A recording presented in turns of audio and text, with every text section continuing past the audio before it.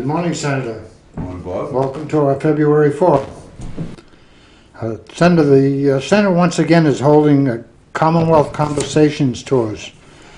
Senator Moore will be joining Senators Harriet Moore Chandler, Democrat of Worcester, Ann M. Goby, Democrat of Spencer, Ryan Fatman, Republican Webster, in the second Commonwealth Conversations tour that will take place from January through April of this year. The Commonwealth Conversations Tour is a statewide listening tour of each senator's district to visit the local residents, businesses, and interest groups to listen directly to their needs and concerns. The first tour begins in Metro Boston on Tuesday, January 31st.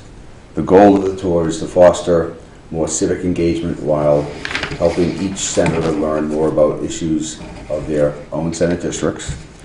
Each member of the Senate has committed to attending at least 2 of these sessions outside of their own region that is not an adjoining district to their own. Each day will end in a town hall open forum to meet with the public for that specific region. One of the 4 stops in each region will be a public transportation focused session led by the Barr Foundation. These sessions, known as Mass Moves, are designed specifically around transportation issues in each region in effort to build a vision of sustainable mobility across the entire Commonwealth. In 2015, the Senate spent 8 days visiting different regions of the Commonwealth and heard from thousands of citizens who expressed their concerns on issues ranging from climate change to education to income inequality. To follow along with the tour, visit the Commonwealth Conversations website, which will be www.maleslature.gov/cc. So it's www.masslegislature.gov. The 2017 Commonwealth Conversations schedule is as follows. Metro Boston, Tuesday, January 31st. South Coast, Tuesday, February 7th. South Shore, Tuesday, February 28th. Northeast, Tuesday, March 7th. Central Mass, Tuesday, March 14th. Northeast, Tuesday, March 21st. Western Mass, Tuesday, March 28th. Metro West, Tuesday, April 4th. North Shore, Tuesday, April 11th. Senator, I've heard that you're sponsoring a scholarship opportunity for students in your district. Yeah, no, yes, in honor of a longtime Milbury Sutton Chronicle columnist, Tom Riley, who passed away earlier this year. I am sponsoring a scholarship opportunity for graduating high school seniors who reside in the 2nd Worcester District. I couldn't think of a better way to honor Tom's contributions to the community and to celebrate his passion for writing than to encourage the next generation of journalists and writers to share their talents. I hope many local seniors will take advantage of this scholarship opportunity, and I look forward to reading their submissions. Interested applicants are requested to submit an essay which discusses some of the challenges faced by residents in their community and ways that the issues can be addressed. Submissions will be evaluated based on the quality of writing and the depth of responding to the essay prompt.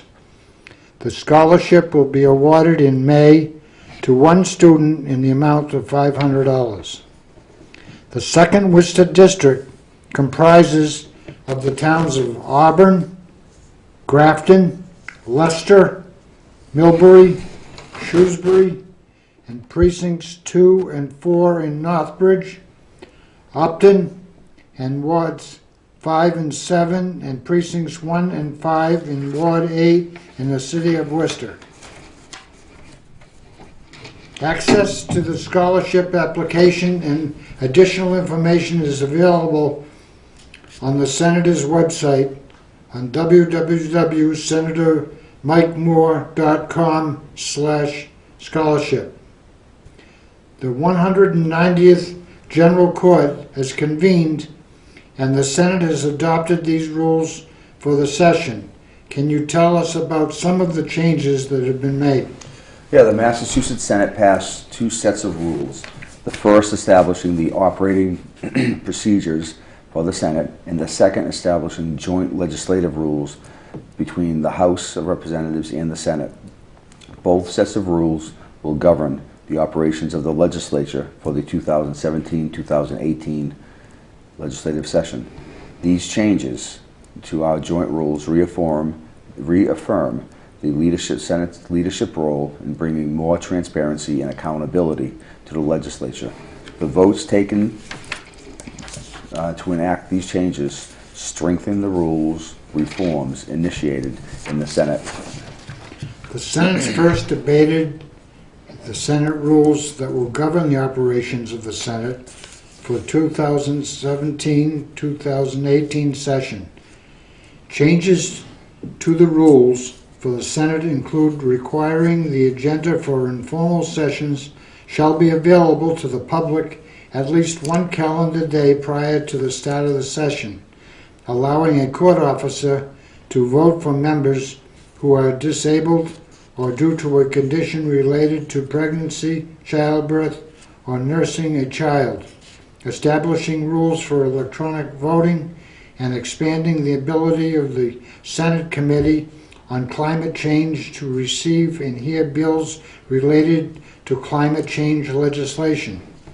The joint rules proposal passed the Senate includes provisions that will improve the flow of legislation between the House and the Senate.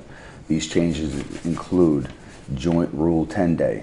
That's the day that's the deadline to move bills out of the joint committees.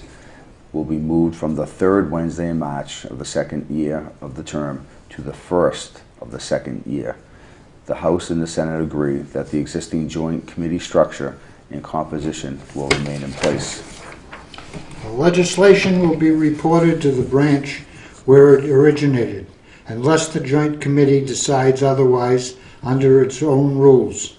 This change will allow each branch more time to work on legislation after it's reported out of committee.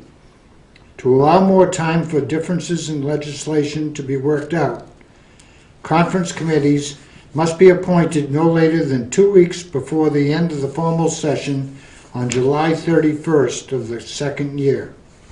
Roll call votes will be required for the Senate bundling of budget amendments and for the House consolidated budget amendments. In addition, the Senate will no longer allow pairing of absent senators' votes. These changes increase the transparency for the general public on how each member voted. Just a little on the pairing.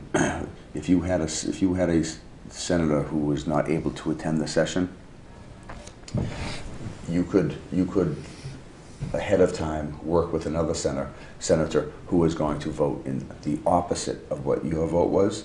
So the senator who was in the session could stand up, announce a pair, he would state his vote. So if he was voting in the affirmative, he or she would then say, if Senator Grossman were here, he would vote in the negative on this. So it announced it was a way of the senator who for some reason couldn't be there for his vote to be recorded or known to the public. But that now with the change is not going to be allowed. The Senate rules passed by the Senate will need to be reconciled with the House version of the joint rules and approved by both branches. So basically we did our rules. Now it's got to go, like, if you want to call it a conference committee, but with the slight changes, they've got to work out the slight changes and hopefully we'll get those finalized. But,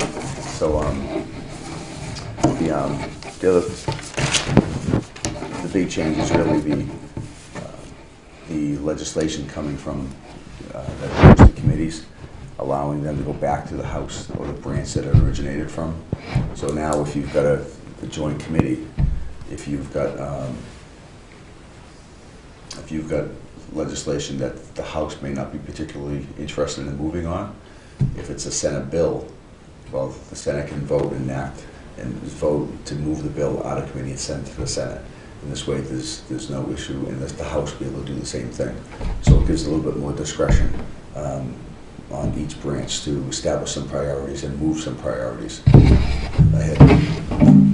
Okay, that concludes our forum for today. I just want to inform everyone the weather that's going on outside and the storm that's due to come tomorrow. If this is going out live this morning, there are a lot of accidents around that have been shown to us on TV, multi-car accidents on 128, a truck turnover in Millbury, and etc. The 290 is all backed up, so be very careful.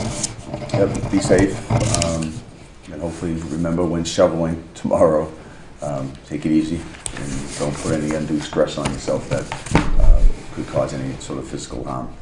But thank you. Thank you.